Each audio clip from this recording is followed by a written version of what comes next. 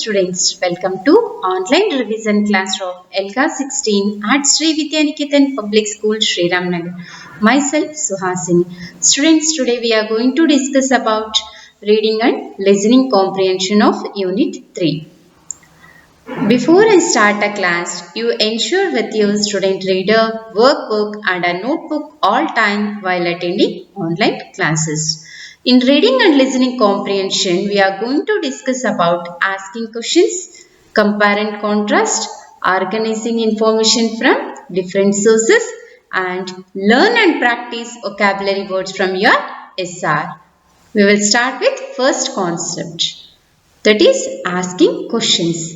What is mean by asking questions? The two types of questions that we can ask ourselves while reading are thin and thick questions. There are two types of questions are there, that is thin and thick questions.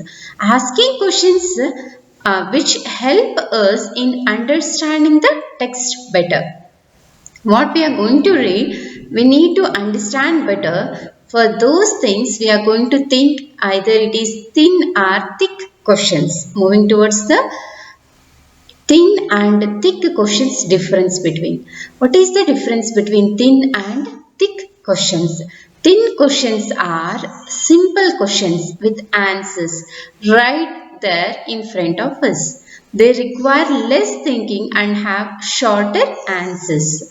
Here in thin questions, the questions are very simple. Even answer will be right answer, exact answer, and even the answer will be very short. Moving towards the thick questions. Thick questions require us to think more about the answers and search for ideas in the text to support that answers. They are complicated. Thick questions are required to think more and also look into the ideas to give the supporting details of the answer. Even the answers are complicated. Moving towards the key features of thin questions. Thin questions, the answer can be found in the text itself and do not require our opinions. They only have one correct answer. The answer cannot be debated. The answers are short. Here, the key features of thick questions are, it requires our own opinions, even the answer is a correct answer, and here the answer cannot be like debated, even the answers are shorter. Looking towards the key features of thick questions, the answers use our opinions and also can be supported with details from the text. They can have multiple correct answers. The answers can be debated. The answers are longer. In thick questions, the key features are like opinions are giving by the help of the supported details from the text.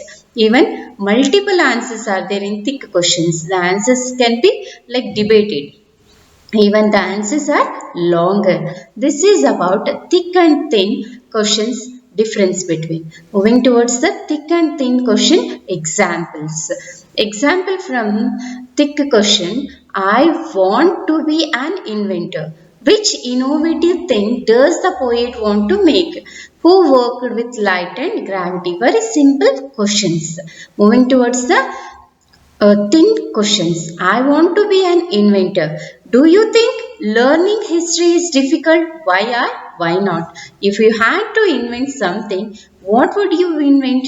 Here in thick questions are think differently and it gives some more details regarding the questions, giving a supporting details of that particular question to the answer.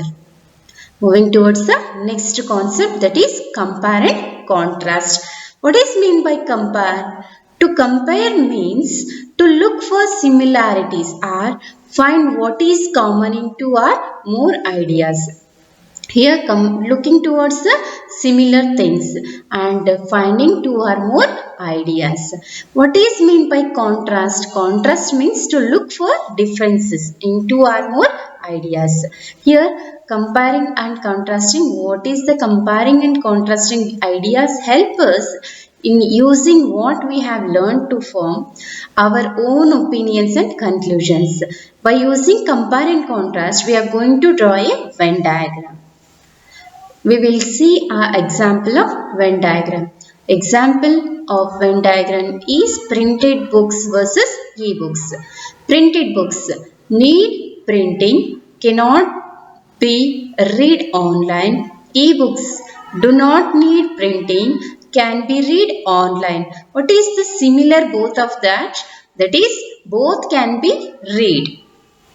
Moving towards the next concept, that is organizing information from various sources. To become better readers, writers and thinkers, we must collect information about any topic from more than one source. Using this, we can make connections between all the information gathered and drawing conclusion from it. This information helps us to give all the types of sources from the concept. It gives a one or more idea to implement to draw a conclusion with the help of graphic organizer. That is, what are the things we are going to think in the graphic organizer. The source of the graphic organizer is write the names of the sources from where you have gathered information. What do I already know about this? Write what information you already have about this topic. Next, what information do I want to find out? Write what information you think you will find from the source. What is the main idea? Think what the text was mostly about. Next, what are the important details? Write the most important ideas from text. At last, which details do I want to use? Write the ideas that you will use from this text, our presentation. Your presentation. This is about the sources, what the concept you are going to learn, finding these things and writing your sources. What are the important ideas we have learned here that we are going to keep in the sources column.